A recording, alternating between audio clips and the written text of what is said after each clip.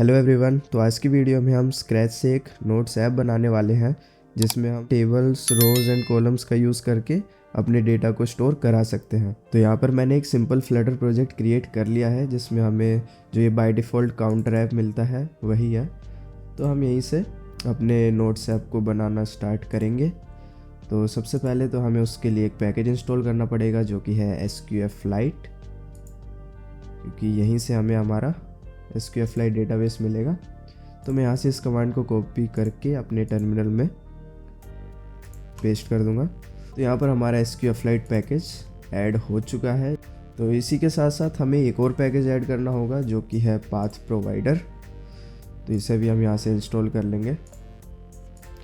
तो path provider से क्या होगा कि हमारे डेटाबेस को डेटा सेव करने के लिए या डेटा स्टोर करने के लिए एक पाथ की ज़रूरत होती है। तो उसी पाथ को हमारे ये पाथ प्रोवाइडर प्रोवाइड करेगा जो कि होगा हमारे लोकल ऐप का पाथ जो कि हमारे एंड्रॉयड डेटा के अंदर होता है। तो सबसे पहले हम नोट्स ऐप के लिए UI बना लेंगे। तो उसके लिए मैं जाऊंगा माई होम पेज पर जिसमें हमारी काउंटर ऐप है, और यहाँ पर हम एक काम करते हैं, इसको हटा देते हैं और एक दूसरी एक फाइल बना लेते हैं notes app screen .dart name से। यहाँ पर मैं एक स्टेटफुल विजिट बना लूँगा जिसका नाम हम दे देंगे नोट्स ऐप स्क्रीन, और यहाँ पर main.dart के अंदर हम अपनी नोट्स ऐप स्क्रीन को पास कर देंगे। इसके बाद हमें नोट्स ऐप स्क्रीन के अंदर ये प्लेस होल्डर को हटाना है और यहाँ पर हम स्कैफोल्ड पास कर देंगे। तो अब हमारे ये जो है जो काउंटर ऐप था वो चला गया है। इसके बाद हम एक सिंपल ऐप बार बना लेंगे। ऐप बार के अंदर हम ऐप बार पास कर देंगे। इसके अंदर हमें एक टाइटल पैरामीटर मिलता है जिसके अंदर हम अपने टेक्स्ट विजिट को पास कर देंगे। तो हमें यहाँ पर कुछ एरर आ रहा है।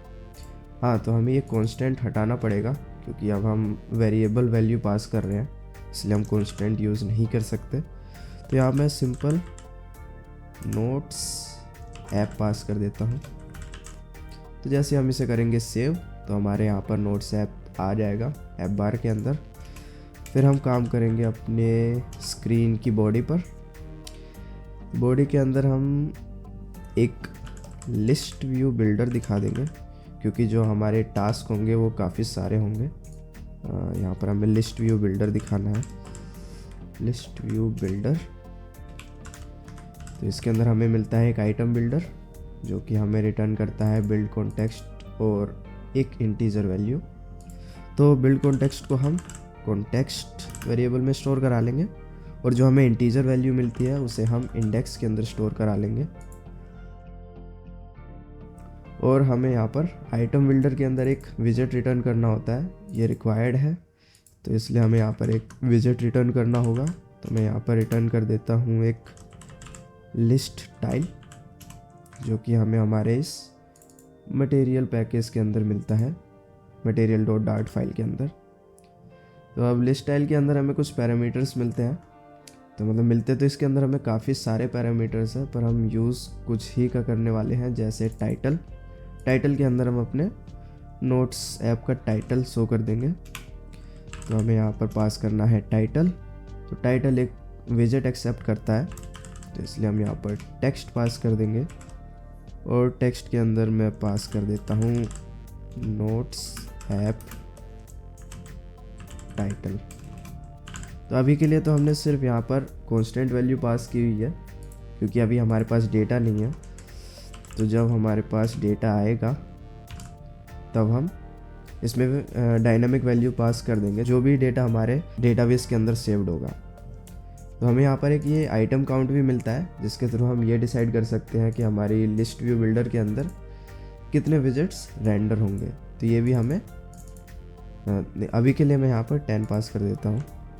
तो जैसे ही मैं इसे करूँगा सेव तो हमारे यहाँ पर 10 लिस्ट टाइल रेंडर हो चुके हैं। तो हम यहाँ पर एक सब टाइटल भी पास कर सकते हैं जिसके अंदर हम कुछ डिस्क्रिप्शन दे सकते हैं, जो भी हम नोट्स ऐप में ऐड करना चाहें। इसके बाद हमें एक लीडिंग करके पैरामीटर मिलता है, इसके अंदर भी हमें एक विजेट पास करना होगा। तो हम यहाँ पर एक आइकन बटन पास कर देंगे। आइकन बटन के अंदर भी दो पैरामीटर्स हैं, ऑन प्रेस्ड और आइकन।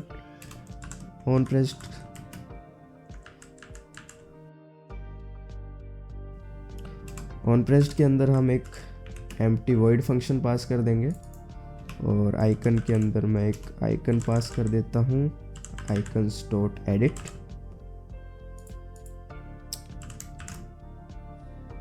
और यहाँ पर हमें फिर से इस कॉन्स्टेंट को हटाना पड़ेगा। तो अब हमारे पास यहाँ पर एक आइकन बटन आ चुका है। तो अब इस पर हम क्या करेंगे कि जैसे हम इस पर क्लिक करते हैं तो अब हमारे यहाँ पर ये आइकन बटन आ चुका है कि इस पर क्लिक करने पे क्या होगा कि जो भी हमारा एग्जिस्टिंग नोट होगा उसे हम अपडेट कर देंगे। तो साथ ही साथ हमें एक डिलीट बटन भी देना पड़ेगा। तो उसके लिए हम यूज़ करेंगे ट्रेलिंग विजेट का, इसमें भी हम पास कर देंगे आइकन बटन।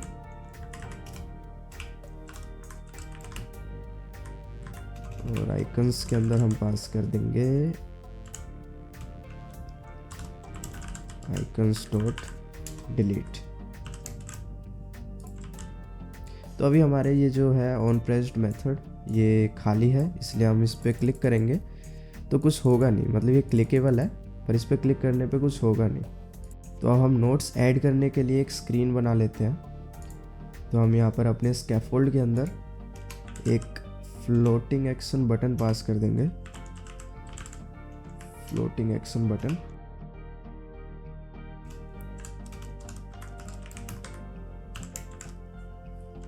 जैसे हम सेव करेंगे तो हमारे यहाँ पर एक बटन आ चुका है। तो इसके अंदर हमें एक चाइल्ड पैरामीटर मिलता है, उस चाइल्ड पैरामीटर के अंदर हम एक आइकन पास कर देंगे, और आइकन्स के अंदर हम एक ऐड आइकन पास करेंगे। तो अब इसके बाद हम क्या करेंगे कि इस बटन के प्रेस पे हम एक दूसरी स्क्रीन में से लेके जाएंगे। तो मैं एक न्यू फाइल क्रिएट कर लेता हूँ, add notes screen dot dart. तो यहाँ पर मैं एक स्टेटलेस विजेट बना लूँगा, जिसको हम नाम दे देंगे ऐड नोट्स स्क्रीन, या ऐड नोट स्क्रीन दे देंगे। और यहाँ पर हम पास कर देंगे स्कैफोल्ड। और इसके बाद हम जाएंगे अपनी नोट्स ऐप स्क्रीन के अंदर, और फ्लोटिंग एक्शन बटन के ऑन प्रेस्ड में हम नेविगेशन का कोड लिखेंगे। यहाँ पर हम लिखेंगे नेविगेटर डॉट पुश के अंदर हमें दो चीज़ें देनी पड़ती हैं, कॉन्टेक्स्ट और राउट। तो कॉन्टेक्स्ट तो हमें हमारा यहाँ से बिल्ड मेथड से मिल जाता है। तो राउट के लिए हमें देना पड़ेगा मटेरियल पेज राउट। तो मटेरियल पेज राउट के अंदर भी एक रिक्वायर्ड पैरामीटर है जो कि है बिल्डर। अभी बिल्डर हमें देता है एक कॉन्टेक्स्ट, तो यानी कि ये भी एक फंक्शन है। तो यहाँ पर हम एरो फंक्शन का यूज़ करेंगे, और यहाँ पर हम अपनी स्क्रीन का नाम देंगे जिसमें भी हमें नेविगेट कराना है। तो हमें कराना है ऐड नोट्स स्क्रीन पर नेविगेट। उसके बाद हमें यहाँ पर उस कॉन्टेक्स्ट को एक्सेप्ट करना है, तो हम यहाँ पर कॉन्टेक्स्ट पास कर देंगे। उसके बाद हम करेंगे अपनी फाइल को सेव। तो अब जैसे मैं इस बटन पर क्लिक करूँगा हम अपनी ऐड नोट स्क्रीन पर नेविगेट हो जाएंगे। इसके बाद मैं सबसे पहले ये कॉन्स्टेंट हटा देता हूँ। उसके अंदर स्कैफोल्ड के अंदर हम पास करेंगे एक ऐप बार के अंदर हम पास करेंगे एक टाइटल, जैसा कि हमने पिछली स्क्रीन में किया था। उसके बाद हम यहाँ पर ऐड नोट्स, तो उसके बाद हम बॉडी में पास करेंगे टेक्स्ट फील्ड। मतलब उसके लिए सबसे पहले हमें कॉलम पास करना होगा, क्योंकि हमें यहाँ पर मल्टीपल विजेट्स शो करने हैं।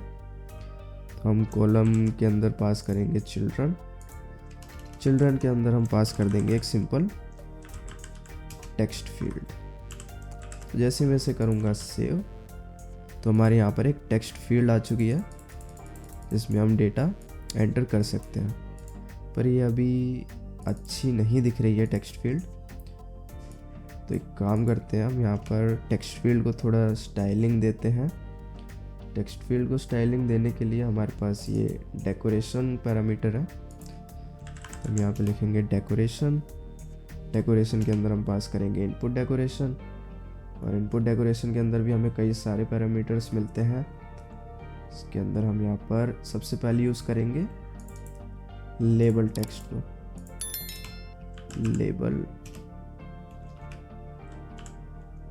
टेक्स्ट, तो यहाँ पर हम पास कर देंगे टाइटल। यहाँ पे करते हैं हम सेव। तो हमारे यहाँ पर ऊपर लेबल आ चुका है टाइटल करके, और जैसे ही हम टेक्स्ट फील्ड बंद करते हैं तो ये हमारे पूरे टेक्स्ट फील्ड पे दिखेगा, और ओपन करते हैं तो हमारे ये बॉर्डर पे दिखता है। तो हम यहाँ पर क्या करते हैं कि एक बॉर्डर भी बना लेते हैं। तो यहाँ पर बॉर्डर बनाने के लिए हमारे पास शायद एक बॉर्डर करके पैरामीटर है। बॉर्डर के अंदर हम पास करेंगे आउटलाइन इनपुट बॉर्डर। तो जैसे हम इसे करते हैं सेव, तो हमारे यहाँ पर एक बॉर्डर आ चुका है, वो भी आउटलाइन के साथ। तो इसके बाद हम यहाँ पर अपने टेक्स्ट फील्ड को थोड़ी पैडिंग दे देंगे। तो उसके लिए हम इस बल्ब वाले आइकन पे क्लिक करेंगे, और यहाँ पर हमें रैप विद पैडिंग पे क्लिक कर देंगे। तो जैसे मैं इसे करूँगा सेव, तो थोड़ी पैडिंग मिल गई है। यहाँ पर मैं इसको थोड़ी और पैडिंग दे देता हूँ। तो अब क्या है कि हमें यहाँ पर दो टेक्स्ट फील्ड यूज़ करनी है, मतलब दो टेक्स्ट फील्ड की हमें ज़रूरत पड़ेगी, एक टाइटल और दूसरा डिस्क्रिप्शन लेने के लिए। तो अब एक तरीका तो क्या है कि हम इसको डायरेक्ट यहाँ पर कॉपी पेस्ट कर दें, और यहाँ पर हम इसे चेंज कर दें ऐसे। तो इससे भी हमारा काम चल जाता, पर ये कोड करने का सही तरीका नहीं है। ये हमारे ड्राई रूल को फॉलो नहीं करता, जो कि है डोंट रिपीट योर सेल्फ। इससे क्या है, एक तो लाइंस ऑफ कोड बढ़ जाता है, और इससे मतलब अभी तो हम एक नोट्स ऐप बना रहे हैं तो कोई प्रॉब्लम नहीं है, पर अगर आप किसी बड़ी ऑर्गेनाइजेशन में काम करते हो तो वहाँ पे बहुत सारा कोड हो जाता है, और एक एक टेक्स्ट फील्ड को मैनेज करना या एक एक पीस ऑफ कोड को मैनेज करना ऐसे बहुत मुश्किल हो जाता है। तो इसके लिए हम क्या करते हैं, तो मैं यहाँ पर एक फंक्शन बना लूँगा जो कि रिटर्न करेगा हमारा विजेट, और इसको मैं नाम दे देता हूँ कस्टम टेक्स्ट फील्ड, और इसके अंदर हम रिटर्न कर देंगे अपने उसे टेक्स्ट फील्ड को। तो अब यहाँ पर अगर मैं इस कस्टम टेक्स्ट फील्ड को दो बार कॉल करता हूँ, सबसे पहले मुझे यहाँ से इस कॉन्स्टेंट को हटाना पड़ेगा। तो दो बार अगर मैं कॉल करता हूँ तो हमारी टेक्स्ट फील्ड आ चुकी है। अब इसके बाद हमें यहाँ पर इस डिस्क्रिप्शन को चेंज करना है, मतलब इस टाइटल की जगह डिस्क्रिप्शन शो करना है।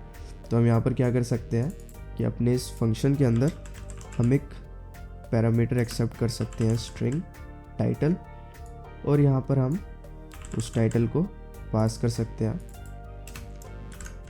तो अब इससे क्या होगा कि हमारी टेक्स्ट फील्ड के अंदर कुछ एरर शो कर रहा है, जो कि कह रहा है कि यहाँ पर टाइटल रिक्वायर्ड है और हमने यहाँ पर टाइटल पास नहीं किया। तो हम टाइटल में पास कर देंगे यहाँ पर टाइटल, और यहाँ पर पास कर देंगे डिस्क्रिप्शन। तो जैसे हम इसे सेव करेंगे हमारे यहाँ पर टाइटल और डिस्क्रिप्शन शो हो जाएगा। अब उसके बाद हम यहाँ पर एक एलिवेटेड बटन पास कर देंगे, जो कि दो पैरामीटर एक्सेप्ट करता है, ऑन प्रेस्ड और चाइल्ड। तो ऑन प्रेस्ड के अंदर अभी के लिए हम एक वॉइड फंक्शन पास कर दे रहे हैं, और चाइल्ड के अंदर हम एक टेक्स्ट विजेट पास कर देंगे। तो टेक्स्ट के अंदर हम पास कर देते हैं सेव। तो अभी हम अपनी टेक्स्ट फील्ड में डेटा तो एंटर कर सकते हैं, पर हमें इस डेटा को गेट भी करना है। तो डेटा को गेट करने के लिए हम यहाँ पर टेक्स्ट एडिटिंग कंट्रोलर बना लेंगे। Final text editing controller title controller is equals to text editing controller, और हम एक और टेक्स्ट एडिटिंग कंट्रोलर बना लेंगे अपने डिस्क्रिप्शन लेने के लिए। डिस्क्रिप्शन कंट्रोलर,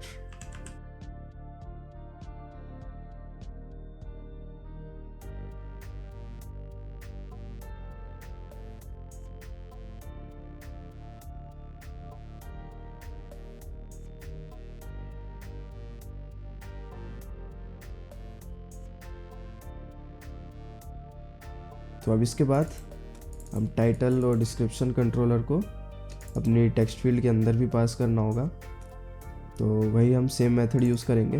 यहाँ पर एक टेक्स्ट एडिटिंग कंट्रोलर एक्सेप्ट कर लेंगे कंट्रोलर नेम से, और अपनी टेक्स्ट फील्ड में हमें एक पैरामीटर मिलता है कंट्रोलर नेम से, उसमें हम इस कंट्रोलर को पास कर देंगे। अब इसके बाद हमें यहाँ पर अपनी कस्टम टेक्स्ट फील्ड फंक्शन के अंदर एरर शो होगा।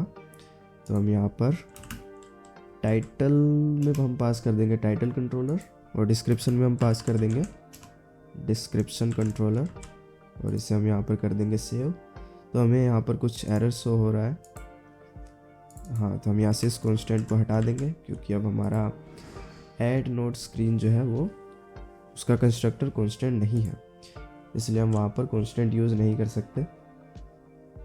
तो अभी इसके बाद हम ऑन प्रेस्ड में एक प्रिंट स्टेटमेंट पास कर देंगे title controller dot text description controller dot text. तो अब क्या होगा कि हम जैसे सेव पे क्लिक करेंगे तो अभी कुछ प्रिंट होगा नहीं, क्योंकि क्या है कि जो हमारे टाइटल कंट्रोलर के अंदर जो टेक्स्ट है वो अभी एम्प्टी है।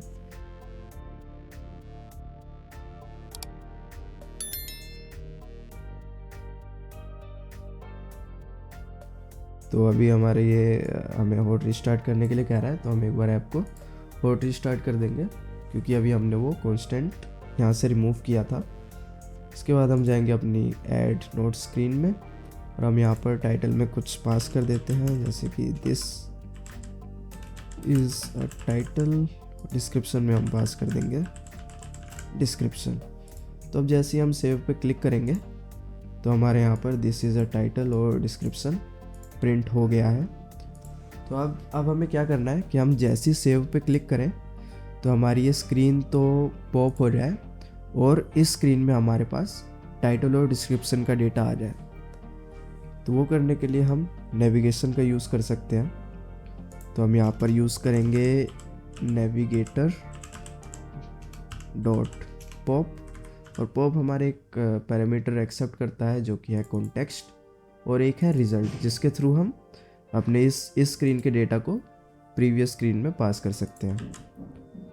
तो अब इस डेटा को प्रीवियस स्क्रीन में पास करने के लिए हम बनाएंगे यहाँ पर एक मैप। तो यहाँ पर मैप सिंपली हमारे पास एक फ्लटर में डेटा टाइप है जो कि कीज़ और वैल्यूज़ एक्सेप्ट करता है। तो यहाँ पर हम की में पास कर देंगे टाइटल, और वैल्यू में हम पास कर देंगे टाइटल कंट्रोलर डॉट टेक्स्ट। और इसके बाद हमें एक और की यहाँ पर बनानी है जिसमें हम पास करेंगे डिस्क्रिप्शन, और डिस्क्रिप्शन में हम वैल्यू में हम पास कर देंगे डिस्क्रिप्शन कंट्रोलर का की वैल्यू। इसके बाद हम यहाँ पर कोमा लगाकर अपने मैप को पास कर देंगे।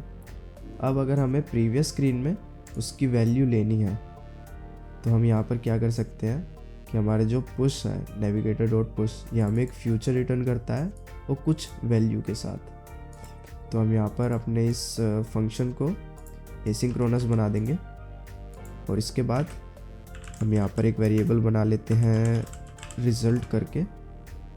तो अभी रिज़ल्ट के अंदर एक फ्यूचर डायनेमिक टाइप की वैल्यू स्टोर हो रही है। तो यहाँ पर हम अवेट कीवर्ड लगाएंगे जिससे कि हमारा फ्यूचर रिजॉल्व हो जाएगा, और यहाँ पर एक डायनेमिक टाइप की वैल्यू हमें रिज़ल्ट के अंदर मिल जाएगी। ये डायनेमिक इसलिए है क्योंकि ये पुश की वैल्यू जो है वो कुछ भी रिटर्न कर सकता है। तो हम यहाँ पर प्रिंट करा के देख लेंगे कि रिज़ल्ट में हमें क्या वैल्यू मिल रही है। तो जैसे हम यहाँ पर ऐड पे क्लिक करेंगे, हम यहाँ पर वैल्यू डाल देते हैं, जैसे कि this is a title. Description में हम डिस्क्रिप्शन पास कर देंगे। अब यहाँ पर जैसे मैं सेव पे क्लिक करूँगा, सेव पे क्लिक करने से पहले मैं इन्हें कमेंट कर देता हूँ। तो मुझे यहाँ पे दोबारा डालना पड़ेगा दिस इज टाइटल यहाँ पर मैं पास कर दूंगा डिस्क्रिप्शन। तो जैसे ही मैं अब यहाँ पर सेव पे क्लिक करूँगा तो हमें हमारा जो हमने मैप भेजा था इस स्क्रीन से वो हमें यहाँ पर मिल चुका है। तो अब ये जो हमें यहाँ से वैल्यूज़ मिलेंगी नोट स्क्रीन से, वो हमें एक लिस्ट में ऐड करानी होगी जिससे कि हम उनका ट्रैक रख सकें। तो उसके लिए मैं यहाँ पर एक लिस्ट बना लूँगा, नोट्स आइटम करके, नोट्स आइटम्स। तो अब हम चाहे तो अपने नोट्स के डेटा को डायरेक्ट मैप में भी स्टोर करा सकते हैं, पर ये रिकमेंडेड रहता है कि हम उसके लिए एक मॉडल बना लें। तो अब मॉडल बनाने के दो तरीके हैं, या तो हम उसे मैनुअली क्रिएट कर लें या तो हम यहाँ पर इस JSON to dart converter website का यूज़ कर सकते हैं। तो यहाँ पर हमें अपना जेसन पास करना पड़ता है, या हम कह सकते हैं अपने मैप की कीज़ और वैल्यूज़, जिसके अकॉर्डिंग ये हमारी एक डार्ट फाइल क्रिएट कर देता है मॉडल्स के साथ। हमारी एक मतलब ये डार्ट की मॉडल फाइल क्रिएट कर देगा। तो हमारे पास जेसन में क्या क्या डेटा था, हमारे पास डेटा था आइटम, मतलब टाइटल और डिस्क्रिप्शन। तो हम यहाँ पर पास कर देंगे एक टाइटल, और टाइप में हम पास कर देंगे एम्प्टी स्ट्रिंग, क्योंकि टाइटल का टाइप है हमारा स्ट्रिंग। और हम पास कर देंगे यहाँ पर डिस्क्रिप्शन। डिस्क्रिप्शन भी हमारा स्ट्रिंग ही था। और चाहे तो हम यहाँ पर एक टाइम भी स्टोर करा सकते हैं। हम जब भी हमारा नोट्स वो क्रिएट हुआ है तो उस टाइम को हम स्टोर कराएंगे मिली सेकेंड्स में। तो मैं यहाँ पर इंटीजर के लिए 0 पास कर देता हूँ। हमें यहाँ पर अपनी डार्ट क्लास का नेम देना है, तो मैं यहाँ पर पास कर दूँगा नोट्स मॉडल। यहाँ पर हम करेंगे जनरेट पे क्लिक, और ये हमारी मॉडल फाइल जनरेट हो गई है।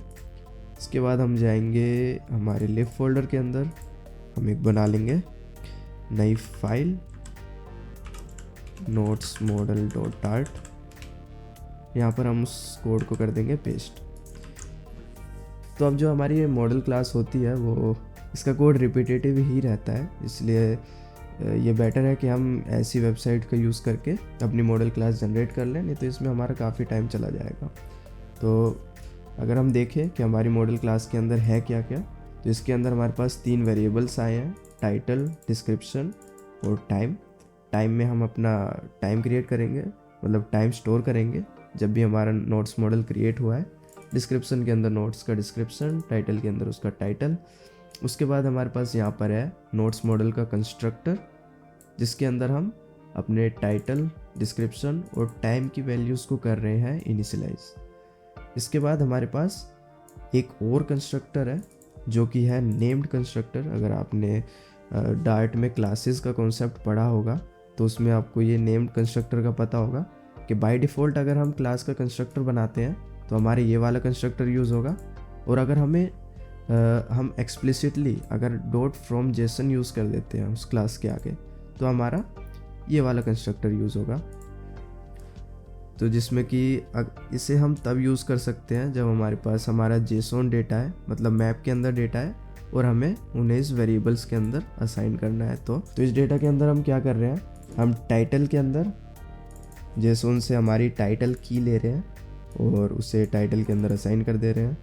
नेक्स्ट स्टेप में हम डिस्क्रिप्शन वेरिएबल के अंदर जेसन की जो डिस्क्रिप्शन की है उसे असाइन कर दे रहे हैं। थर्ड स्टेप में हम अपने टाइटल के अंदर जेसन से जो हमें टाइम की मिल रही है उसे असाइन कर दे रहे हैं। और हमारे पास एक लास्ट फंक्शन है जो कि है टू जेसन, जो कि हमें रिटर्न करता है एक मैप स्ट्रिंग डायनेमिक। इसके अंदर हम क्या कर रहे हैं, इसके अंदर हम उल्टा कर रहे हैं कि पहले तो हमने क्या किया, टाइटल के अंदर मतलब हमारे पास मैप के अंदर डेटा था, हमने उसे पार्स किया अपने वेरिएबल्स के अंदर।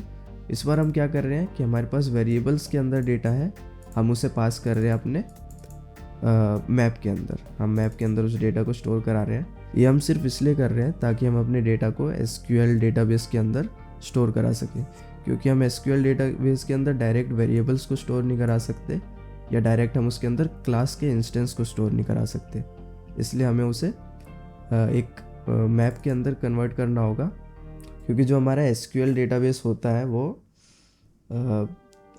उसके अंदर हम डायरेक्ट क्लास के इंस्टेंस को स्टोर नहीं करा सकते, इसलिए हमें ये सब मॉडल क्लास वगैरह बनानी पड़ी है। तो अब क्योंकि हमारी यहाँ पर मॉडल क्लास रेडी है, हम इसे करेंगे बंद और हम जाएंगे अपनी नोट्स ऐप स्क्रीन के अंदर। और ये जो हमारी लिस्ट थी ये अभी डायनेमिक टाइप की है, तो यहाँ पर हम इसका टाइप डिफाइन कर देंगे और टाइप के अंदर हम पास कर देंगे नोट्स मॉडल। तो अब यहाँ पर हमें क्या करना है कि जो हमें रिज़ल्ट मिलेगा, हम यहाँ पर एक इफ़ कंडीशन लगा लेते हैं कि result is not is equals to null.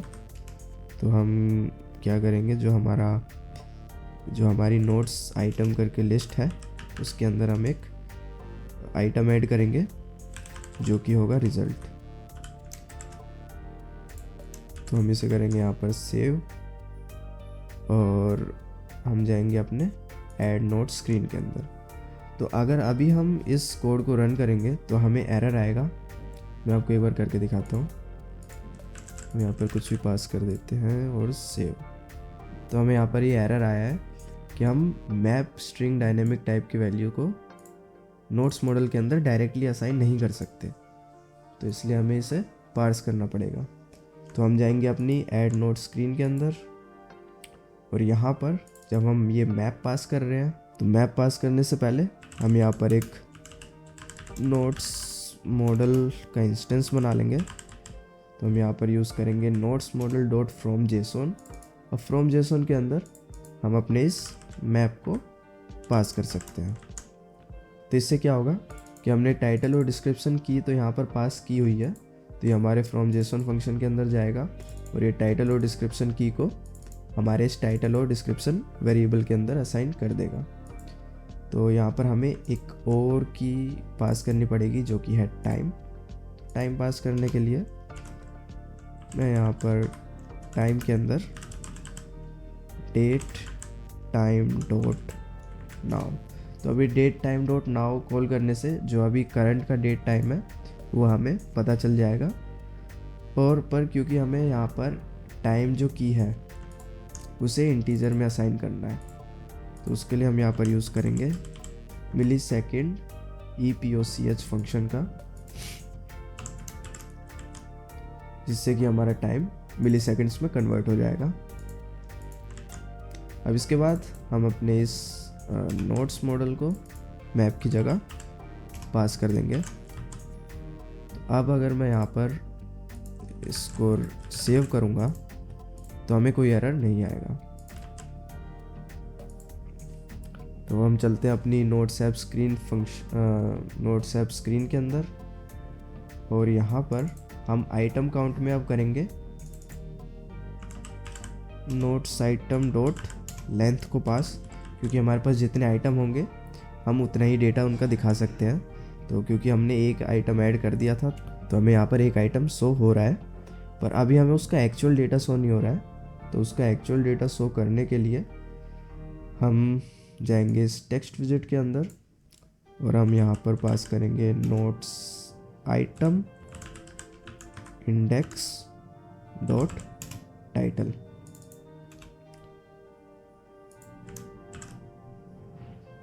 तो हमें यहाँ पर कुछ एरर शो हो रहा है जो कि है कि हमारा स्ट्रिंग नल टाइप एक स्ट्रिंग में असाइन नहीं हो सकता। तो इसके लिए हम यहाँ पर क्या करेंगे, अपना जो ये टाइटल है यहाँ पर एक नल चेक लगा देंगे और सेम हम करेंगे डिस्क्रिप्शन के साथ। ऐसे यहाँ से कर लेता हूँ कॉपी और मैं यहाँ पर इसे कर दूँगा पेस्ट। बस हमें यहाँ पर क्या करना है, डिस्क्रिप्शन में चेंज कर देना है और जैसे मैं इसे करूँगा सेव तो हमारे यहाँ पर टाइटल और डिस्क्रिप्शन जो भी हमने वहाँ पर सेव किए थे वो यहाँ पे शो हो रहे हैं। अब इसके बाद हम क्या करेंगे, मैं एक और वैल्यू यहाँ पे ऐड कर लेता हूँ, जैसे कि दिस टाइटल डिस्क्रिप्शन। जैसे मैं इसे करूँगा सेव तो अभी हमारे यहाँ पे वो वैल्यू एक्चुअल में ऐड तो हो चुकी है लिस्ट के अंदर, पर अभी हमारी स्टेट यहाँ पर चेंज नहीं हुई, इसलिए वो हमें शो नहीं हुआ। जैसे मैंने सेव किया तो हमारी स्टेट चेंज हुई और हमें यहाँ पर वो आइटम शो हो गया। तो अगर हमें इसकी स्टेट चेंज करानी है तो हम यहाँ पर सेट स्टेट फंक्शन को कॉल कर देंगे। तो मैं यहाँ पर एक और आइटम ऐड करके चेक करता हूँ, आइटम 2 और डिस्क्रिप्शन। तो अब हमारे यहाँ पर स्टेट भी चेंज हो चुकी है। तो अब हमारे यहाँ पर जो भी बेसिक काम था वो पूरा हो चुका है। अब हम चलेंगे अपने डेटाबेस को डिज़ाइन करने की तरफ कि हम अपने डेटाबेस में डेटा को कैसे इंसर्ट कर सकते हैं, गेट कर सकते हैं। क्योंकि जैसे अभी तो हमें यहाँ पर हमारे एलिमेंट्स दिख रहे हैं। अगर मैं इस ऐप को करता हूँ हॉट रिस्टार्ट तो हमारे एलिमेंट्स गायब हो जाएंगे। तो हमें यही डेटा परसिस्ट करने के लिए अपने लोकल डेटाबेस का यूज़ करना पड़ेगा। तो उसके लिए मैं एक नई फाइल बना लूँगा, उसको हम नाम दे देंगे database.dart। तो डेटाबेस को यूज़ करने के लिए हम यहाँ पर एक क्लास बना लेंगे, इसको मैं नाम दे देता हूँ SQ फ्लाइट डेटाबेस। अब इसके बाद हम इसके अंदर बनाएंगे एक फंक्शन जो कि इनिशियलाइज करेगा हमारे डेटाबेस को। इस फंक्शन का रिटर्न टाइप होगा void। हम इसको नाम दे देंगे इनिशियलाइज डेटाबेस।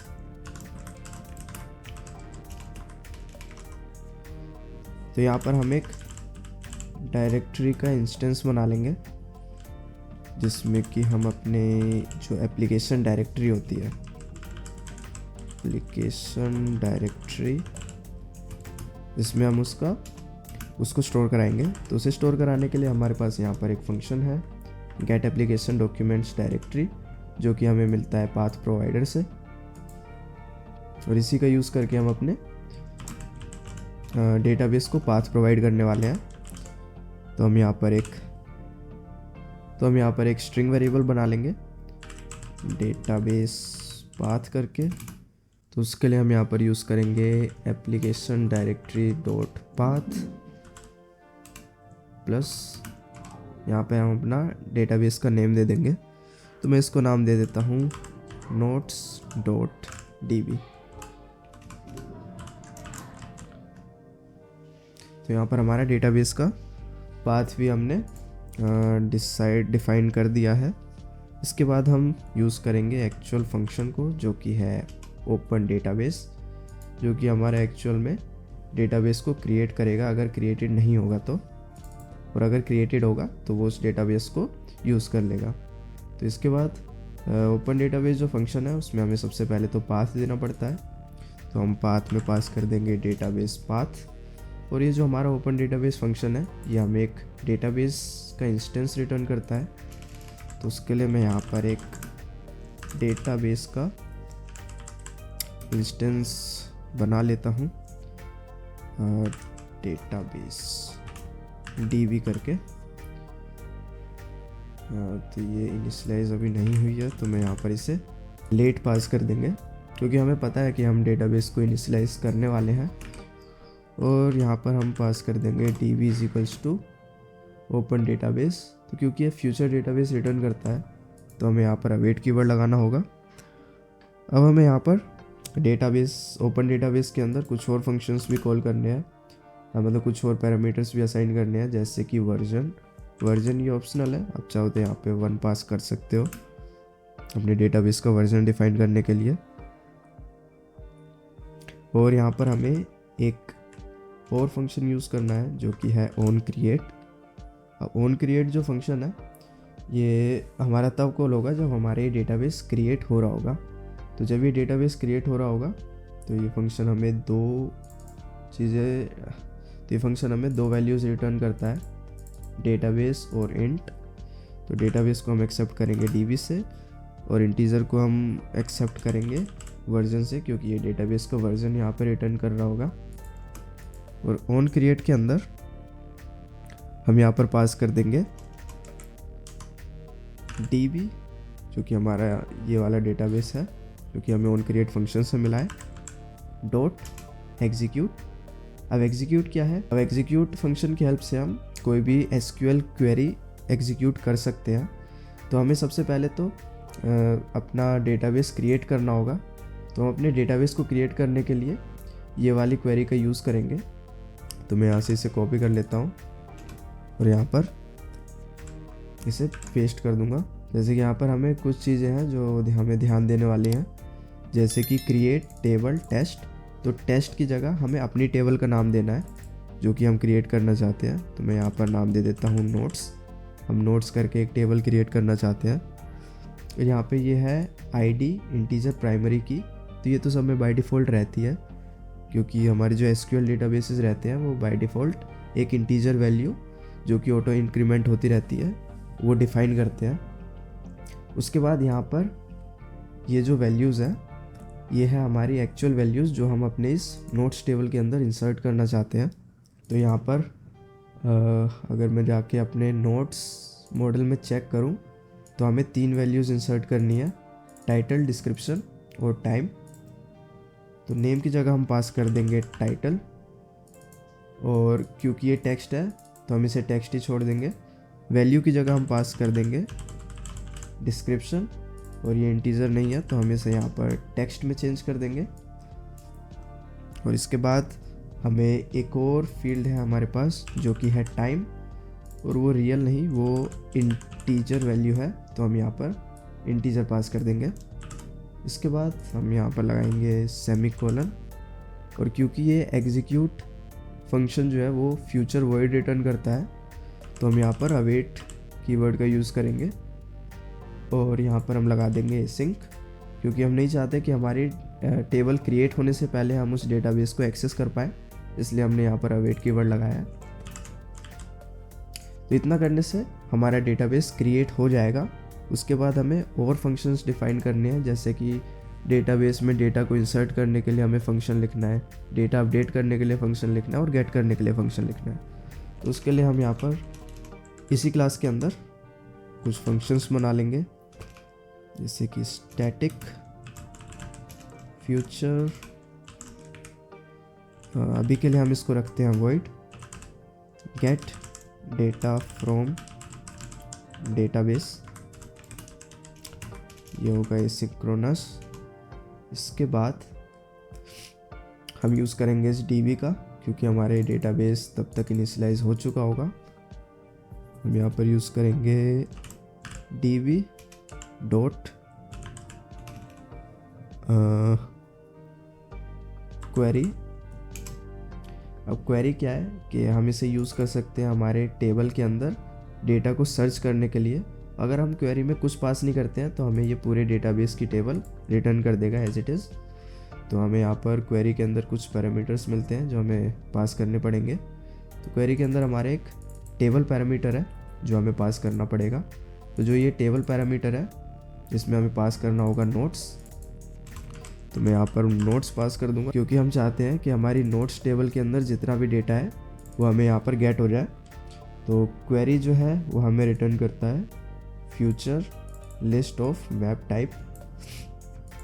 तो मैं यहाँ पर उसे एक रिजल्ट वेरिएबल में स्टोर करा लूँगा।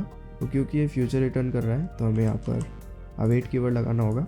अब इसके बाद अगर हम अपने जाते हैं नोट्स ऐप स्क्रीन के अंदर, तो हमारे पास तो यहाँ पर है लिस्ट ऑफ नोट्स टेबल, और जो हमें डेटाबेस से मिल रहा है वह है list of map string object. तो हमें इसे अपना नोट्स मॉडल के अंदर कन्वर्ट करना होगा। तो कन्वर्ट करने के लिए हम क्या कर सकते हैं, सबसे पहले तो हम यहाँ पर बना लेंगे एक लिस्ट जो कि होगी नोट्स मॉडल टाइप की।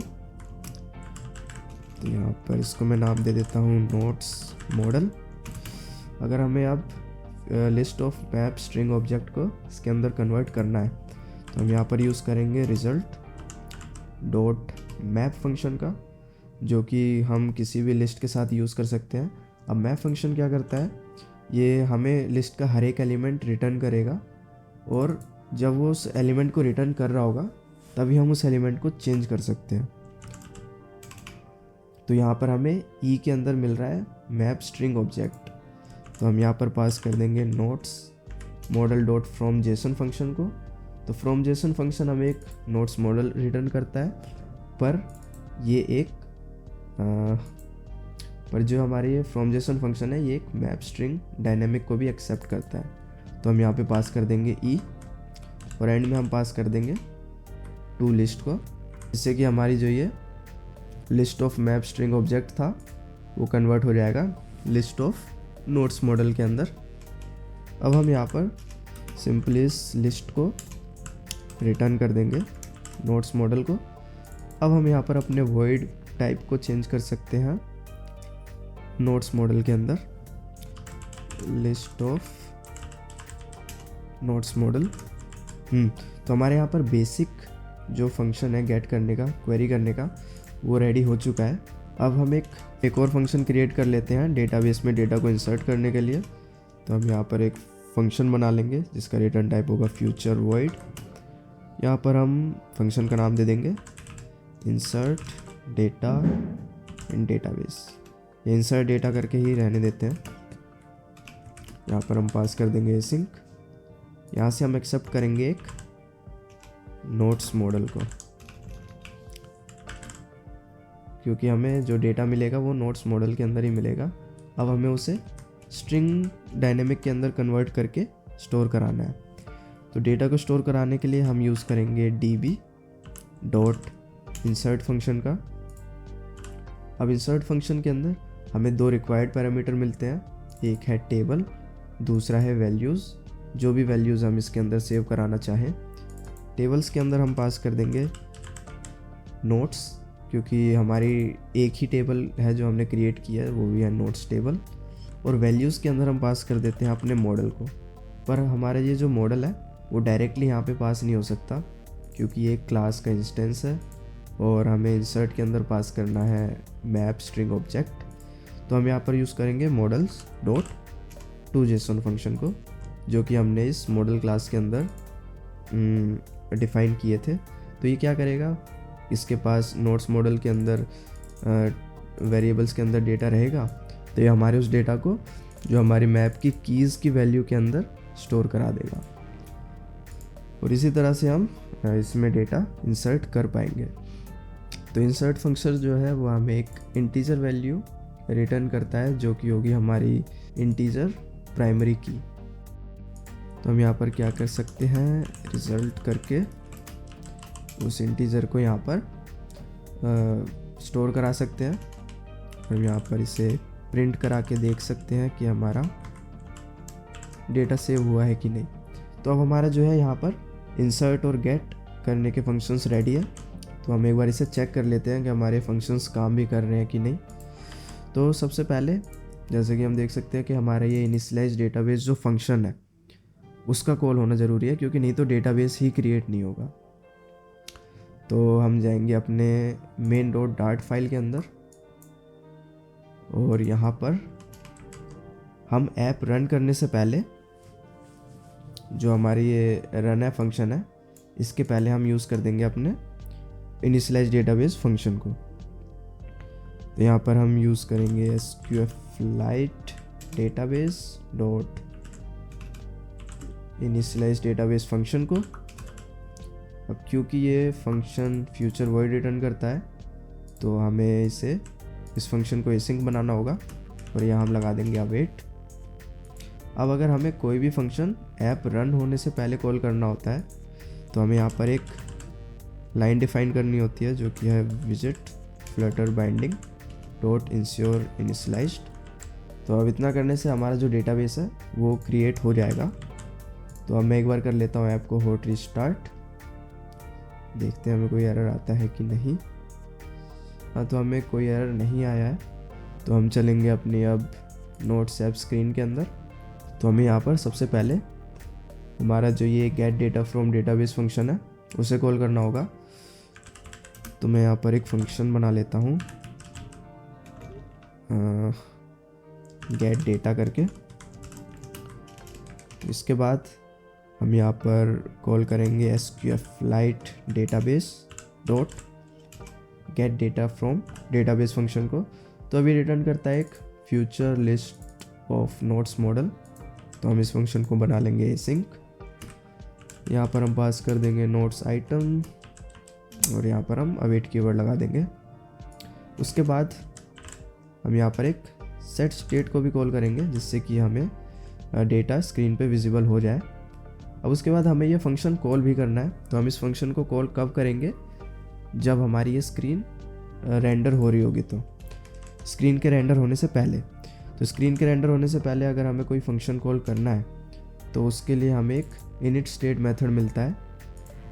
जो कि तब कॉल होता है जब ये हमारी स्क्रीन विजिट ट्री में इंसर्ट हो जाती है। तो यहाँ पर हम गेट डेटा फंक्शन को कॉल कर देंगे और इसे मैं कर दूंगा यहाँ पर सेव। और यहाँ पर हम एक चेक के लिए नोट्स आइटम की लेंथ भी प्रिंट कराकर चेक कर सकते हैं। तो अगर मैं इसे करता हूँ हॉट रिस्टार्ट तो हमें 0 प्रिंट होना चाहिए। हाँ, तो हमें यहाँ पर 0 प्रिंट हो गया है क्योंकि अभी हमारे डेटाबेस में कोई डेटा ही नहीं है। तो अब हमें उस डेटा को स्टोर कराना है। तो उसके लिए हमने पहले यहाँ पे एक फंक्शन क्रिएट कर लिया है इंसर्ट डेटा। तो हम इस इंसर्ट डेटा फंक्शन को यहाँ पर कॉल करेंगे। अब इंसर्ट कराने के लिए हम यहाँ पर उस फंक्शन को करेंगे कॉल। तो यहाँ पर हम पास करेंगे SQLite database dot insert data. तो हमारा इंसर्ट डेटा एक नोट्स मॉडल को एक्सेप्ट करता है। तो हमें यहाँ पर रिज़ल्ट के अंदर वो नोट्स मॉडल ही मिल रहा है। तो हम यहाँ पर पास कर देंगे रिज़ल्ट। और क्योंकि ये फ्यूचर है तो हम यहाँ पर अवेट कीवर्ड भी लगा सकते हैं। तो हम एक बार कर लेते हैं आपको हॉट रिस्टार्ट, फिर हम डेटा को ऐड करके चेक कर लेंगे। तो मैं यहाँ पर लिख देता हूँ this is first task empty. यहाँ पर मैं कर देता हूँ सेव। तो हमारे यहाँ पर इंस्टेंस ऑफ मॉडल और यहाँ पर हमारा लिस्ट के एलिमेंट हो चुके हैं 1। तो जैसा कि हमारे पास पहले डेटाबेस नहीं था तो हम ऐप को हॉट रिस्टार्ट कर रहे थे तो लिस्ट गायब हो जा रही थी, पर अब ये गायब नहीं होगी क्योंकि अब हमारे पास डेटा लोकल डेटाबेस में सेव्ड है। तो ये वहीं से बार बार डेटा को गेट कर लेगा। तो अब इसके बाद हम देख लेते हैं कि डिलीट और एडिट कैसे करना है। तो डिलीट और एडिट के लिए भी हम फंक्शन यहाँ पर बना लेते हैं static future void delete data from database. ये भी एसिंक रहेगा। डेटाबेस में से डेटा डिलीट करने के लिए हम सेम अपने db के इंस्टेंस को यूज़ करेंगे। यहाँ पर हम पास करेंगे db डॉट डिलीट। अब डिलीट के अंदर हमें सबसे पहले देना होगा टेबल का नाम। टेबल के नाम में हम पास करेंगे नोट्स क्योंकि वही हमारे पास एक सिंगल टेबल है। और उसके बाद हमें ये 2 पैरामीटर्स पास करने पड़ते हैं जो कि है वेयर और वेयर आर्ग्स। अगर हम डायरेक्ट इसको ऐसे ही रन कर देंगे तो हमारी पूरी टेबल डिलीट हो जाएगी, टेबल में जितना भी डेटा होगा। तो यहाँ पर हम वेयर फंक्शन यूज़ करेंगे वेयर। तो यहाँ पर वेयर के अंदर हमें एक स्ट्रिंग पास करनी होती है। तो हम वेयर में हम पास करेंगे कि हमें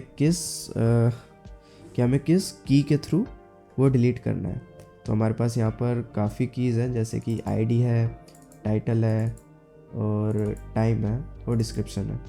तो हम टाइम के थ्रू डिलीट कर सकते हैं क्योंकि टाइम भी हमारा इंटीजर वैल्यू जो है वो यूनिक रहेगी। तो हम यहाँ पर पास कर देंगे time is equals to question mark. और इसके बाद हमारे पास एक और जो फंक्शन था वेयर आर्ग्स, उसके अंदर हम एक्चुअल में उस वैल्यू को पास करेंगे जिसके थ्रू हमें डिलीट करना है। तो यहाँ पे मैं पास कर दूंगा इंट टाइम और उसके अंदर हम यहाँ पर पास कर देंगे इस टाइम को। तो जिससे क्या होगा, हमने यहाँ पर पहले तो की डिफाइन कर दी कि हमें किस की के थ्रू डिलीट करना है और हमने यहाँ पर उसकी एक्चुअल वैल्यू पास कर दी कि इस वैल्यू को डिलीट करना है। तो यहाँ से हमारा ये डिलीट हो जाएगा और ये हमें इंटीजर वैल्यू एक रिटर्न करेगा कि हमने किस की को डिलीट किया है। यहाँ पर मैं प्रिंट करा के देख लूँगा हमारे रिजल्ट को। तो हमारे यहाँ पर डिलीट फ्रॉम डेटाबेस फंक्शन भी रेडी है। हम यहाँ पर इस डिलीट के अंदर पास कर देंगे SQLite database dot delete data from database और यहाँ पर हमें पास करना है इंटीजर टाइम। तो भी हम सिंपली यहाँ से पास कर सकते हैं। इसको मैं यहाँ से कर लूँगा कॉपी, यहाँ पे मैं इसे कर दूँगा पेस्ट। हमें यहाँ पर डिस्क्रिप्शन की जगह टाइम पास करना है और हम यहाँ पर नल चेक ऑपरेटर लगा देंगे। क्योंकि ये फ्यूचर है तो हम यहाँ पर अवेट कीवर्ड लगाएंगे और इस फंक्शन को हमें बनाना होगा एसिंक्रोनस। तो अब अगर मैं इस फर्स्ट एक काम करता हूँ, मैं कुछ और टास्क भी ऐड कर लेता हूँ। टास्क 1,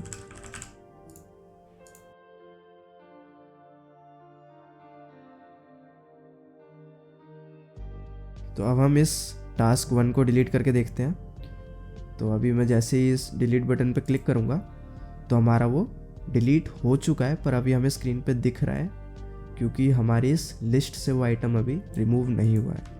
तो अगर मैं इस ऐप को हॉट रिस्टार्ट करूँगा तो हमारी टास्क 1 जा चुका है। तो अगर हमें इस लिस्ट से भी रिमूव करना है तो हम एक काम कर सकते हैं कि यहाँ पर हम पास कर सकते हैं notes item dot remove function का। तो रिमूव फंक्शन हमारा वो लिस्ट का ऑब्जेक्ट एक्सेप्ट करता है जिसे रिमूव करना है, और नहीं तो हम यहाँ पर एक रिमूव ऐड फंक्शन का भी यूज़ कर सकते हैं जिसमें कि हम इंडेक्स के थ्रू उस आइटम को रिमूव कर सकते हैं। और इसके बाद हमें सेट स्टेट फंक्शन को कॉल कर देना है। तो अब जैसे ही हम मान लेते हैं टास्क 2 डिलीट करना है, तो जैसे मैं इस डिलीट बटन पर क्लिक करूँगा तो हमारा टास्क 2 डिलीट हो चुका है, लिस्ट से भी और डेटाबेस से भी।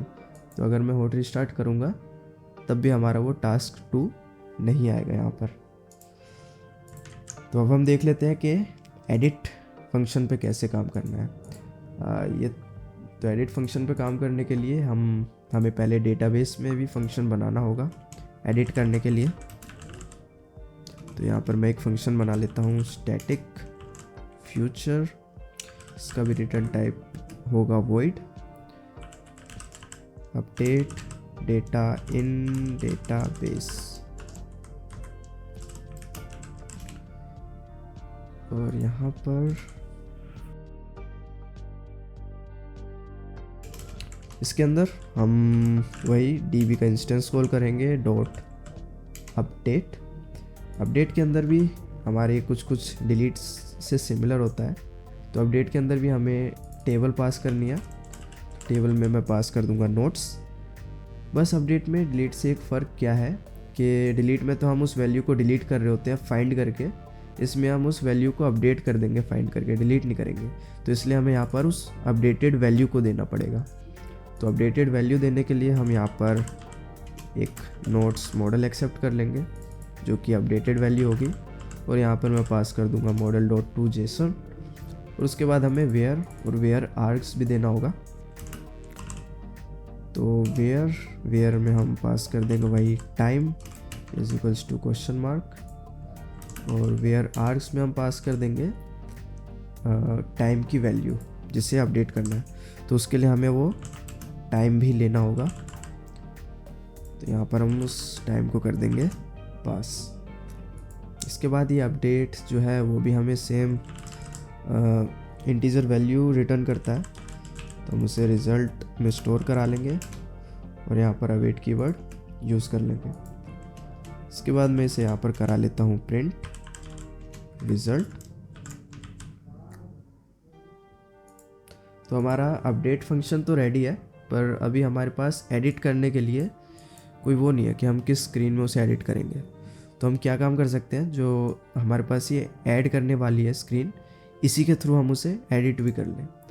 तो उसके लिए हम क्या करेंगे कि ये जो हमारा ऑन प्रेस्ड फंक्शन है एडिट में, यहाँ पर भी हम सेम ये नेविगेशन का कोड पास कर देंगे। यहाँ पर हम पास कर देंगे नेविगेशन। इस फंक्शन को बना लूँगा मैं एसिंक्रोनस। पर यहाँ पर एक फ़र्क क्या है कि ऐड में तो क्या है, हमें फ्रेश एलिमेंट ऐड करना है, पर अपडेट में हमें उस एलिमेंट को मॉडिफाई करना है। तो हमें उसकी डिटेल्स भी इस स्क्रीन में पास करनी पड़ेगी। तो उसके लिए हम क्या कर सकते हैं, हम जाएंगे इस ऐड नोट्स स्क्रीन के अंदर, यहाँ पे हम इस कंस्ट्रक्टर से नोट्स मॉडल को एक्सेप्ट कर लेंगे। अब क्योंकि ये नोट्स मॉडल रिक्वायर्ड रहेगा, तो हम यहाँ पे दिस डॉट मॉडल करके इसको एक्सेप्ट करेंगे। और एक और काम हमें क्या करना पड़ेगा कि ये जो स्टेटलेस विजेट है, अब हमें इसे स्टेटफुल में कन्वर्ट करना पड़ेगा, क्योंकि हमें इसमें कुछ चेंजेस करने हैं।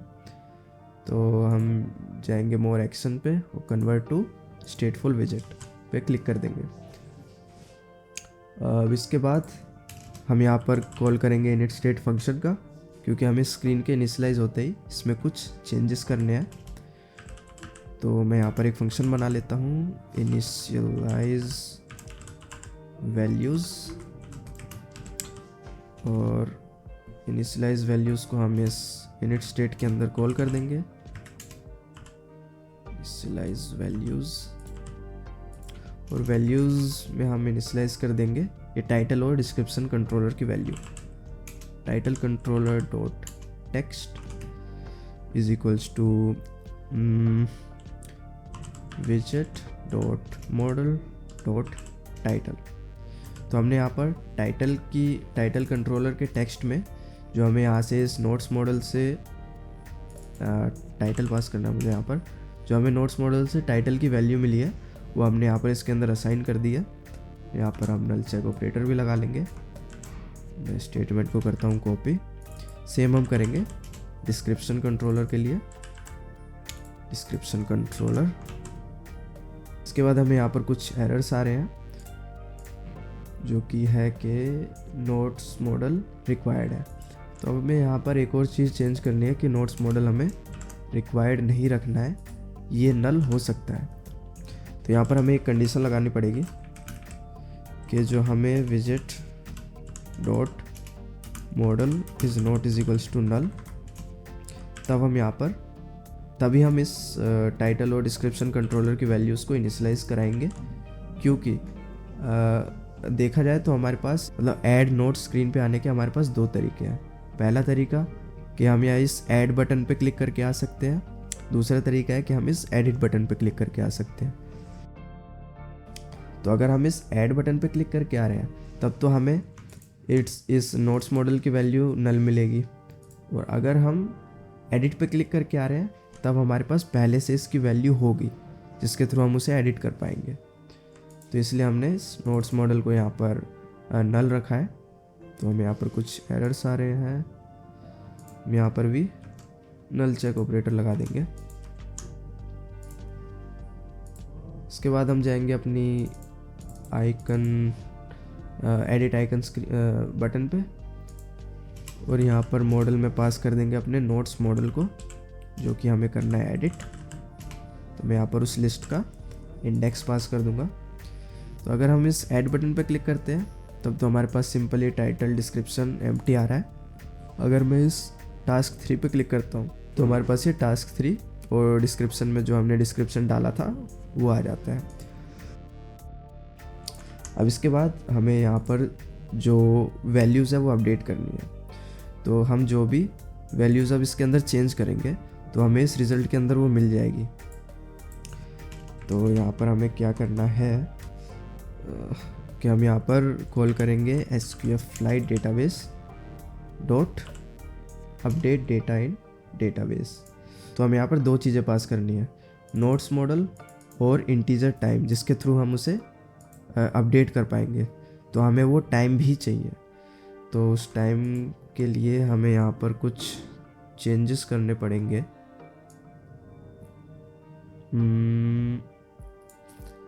जो कि होगा ये, हाँ। तो हमें इस मैप में कुछ चेंजेस करने पड़ेंगे। अभी तो क्या है, हम यहाँ पर न्यू टाइम जनरेट कर रहे हैं। तो हम यहाँ पर एक इफ़ कंडीशन लगा सकते हैं, इफ़ अगर विजेट dot model is not is equals to null, अगर वो नल नहीं है, या ऐसा लगाते हैं कि अगर वो नल है तब तो हमारे ये फंक्शन एकदम बढ़िया काम करेगा, क्योंकि हम नए डॉक्यूमेंट को ऐड कर रहे हैं, मतलब नए आइटम को, नए नोट को ऐड कर रहे हैं। पर अगर वो नल नहीं है तब हमें यहाँ पर टाइम की वैल्यू को सेम रखना होगा। तो टाइम की वैल्यू को सेम रखने के लिए हम पास कर देंगे विजेट डॉट मॉडल डॉट टाइम। यहाँ पर हम लगा देंगे नल चेक ऑपरेटर। तो इससे क्या रहेगा कि अगर हम टास्क अपडेट कर रहे हैं तो टाइम की वैल्यू सेम रहेगी, जिससे कि हमें यहाँ पर अपडेट करने में कोई एरर नहीं आएगा। नहीं तो क्या है कि हमारी वो वैल्यू अपडेट ना होके ऐड हो जाएगी डायरेक्ट, क्योंकि उसे वो डेटाबेस में मिलेगी ही नहीं नई टाइम की वैल्यू, क्योंकि की ही चेंज हो चुकी होगी पूरी। तो अब यहाँ पे हम करेंगे अवेट कीवर्ड का यूज़ और यहाँ पर हम मॉडल में पास कर देंगे रिज़ल्ट, टाइम के अंदर हम पास कर देंगे रिज़ल्ट डॉट टाइम। अब इसी के साथ साथ हमें अपनी इस लिस्ट के अंदर भी उस एलिमेंट को अपडेट करना होगा, नहीं तो हमें डायरेक्टली वो चेंज नहीं दिखेगा। तो उसके लिए हम क्या कर सकते हैं, उसके लिए हम जाएंगे अपनी नोट्स आइटम के अंदर, notes item index is equals to जो हमें रिज़ल्ट से वैल्यू मिली है। तो इससे क्या है, हमारी वो करंट इंडेक्स अपडेट हो जाएगा। इसके बाद हम सेट स्टेट को भी कॉल कर देंगे, जिससे हमें स्टेट में चेंजेस शो हो जाएंगे। तो मैं एक बार कर लेता हूँ ऐप को हॉट रिस्टार्ट। तो अभी हमारे पास 2 टास्क है, दिस इज ये टास्क 3 और डिस्क्रिप्शन। तो मैं इसे चेंज कर देता हूँ टास्क 5 में और इसका डिस्क्रिप्शन भी चेंज कर देता हूँ, दिस इज डिस्क्रिप्शन। देखते हैं हमारा ये फंक्शन काम कर रहा है कि नहीं। तो जैसे मैं करूँगा सेव पे क्लिक, तो हमारा टास्क 5 और ये अपडेट हो चुका है। हम देखते हैं हमारे डेटाबेस में अपडेट हुआ है कि नहीं। तो जैसे मैं इसे हॉट रिस्टार्ट करूँगा तो हमारे ये डेटाबेस में भी अपडेट हो चुका है। तो ये डेटा आपका हमेशा सेव रहेगा जब तक कि आप ऐप का डेटा क्लियर ना कर दो या तो हम ऐप को अनइंस्टॉल ना कर दें। तो अगर मैं ऐप को क्लोज़ करता हूँ तो फिर से ऐप को रन करता हूँ, तो हमारा ये लिस्ट जो भी हमने डेटा इसमें सेव किया था, नोट्स का डेटा, वो एज इट इज़ रहेगा। तो हमारा वो डेटा एज इट इज़ है। पर अगर मैं इसी जगह इस ऐप को कर देता हूँ अनइंस्टॉल,